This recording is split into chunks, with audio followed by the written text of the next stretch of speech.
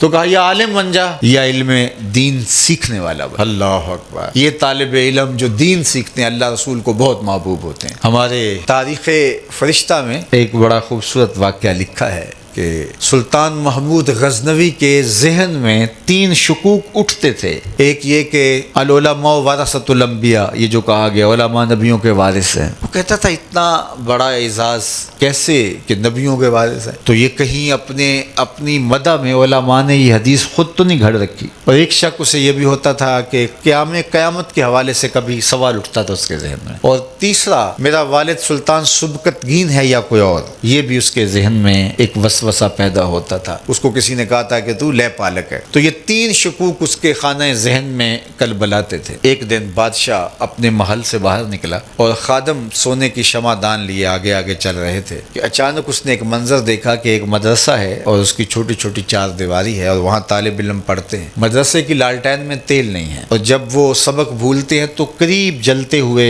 Gas کی روشنی میں جو ایک دکاندار کی دکان پر جل رہا تھا وہاں آتے ہیں، سبق دیکھتے ہیں، دہراتے ہیں، پھر چلے جاتے ہیں۔ بادشاہ نے پہلی مرتبہ علم دین کے لیے یہ تڑپ دیکھی طلباء، اس کا دل پسیج گیا۔ قریب آیا تو وہ شمع دان ان طلباء کے سپرد کر دیا۔ تو طالب علم خوش ہو گئے، اللہ کے رسول بھی راضی ہو گئے۔ بادشاہ واپس آیا، پلٹا سویا، مقدر جاگے، حضور کا دیدار نصیب ہوا۔ تو آقا کریم خواب میں ملے اور مسکراتے ہوئے کہا، اے سبکتگین کے بیٹے محمود، تو نے آج میرے ایک وارث کی قدر کی ہے، کل قیامت کے دن تیری شفاعت کروں گا۔ اللہ اکبر، لہو خورشید کا ٹپ کے اگر ذرے کا جگر چیرے۔ ایک جملہ کہا، 3 شک بھی دور کی اور جنت کی بشارت بھی۔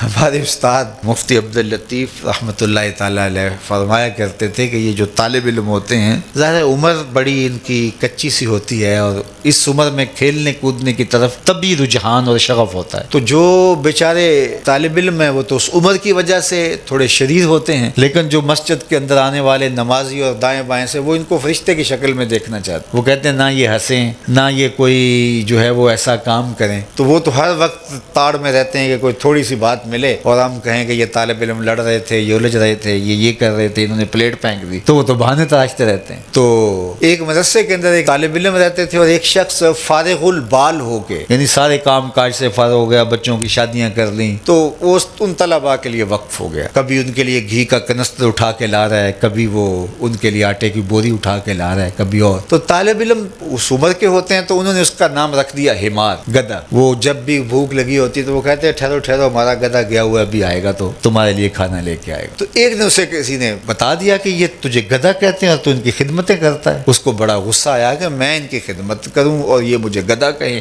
حمار کہے۔ غصے سے وہ واپس گھر چلا گیا، میں نہیں کرتا کچھ۔ رات کو سویا تو قیامت کا منظر جاگا۔ دیکھتا کیا ہے کہ وہ طالب علم ہیں اور ان کو جنت کا حکم ہوتا ہے، لیکن وہ ضد کرتے ہیں ہم نے نہیں جانا جب تک ہمارا گدھا نہیں جائے گا، ہم نے جنت میں نہیں جانا جب تک ہمارا گدھا نہیں جائے گا۔ یہ اٹھا اور پھر واپس آ گیا، کہا تو مجھے حمار کہو، گدھا کہو، کھوتا کہو، میں نوکری تمہاری ہی کروں گا، اس لیے کہ تم اللہ رسول کے پیارے ہو۔ تو خوش نصیب ہیں وہ لوگ جو علم دین حاصل کرتے ہیں، علم دین طلب کریں۔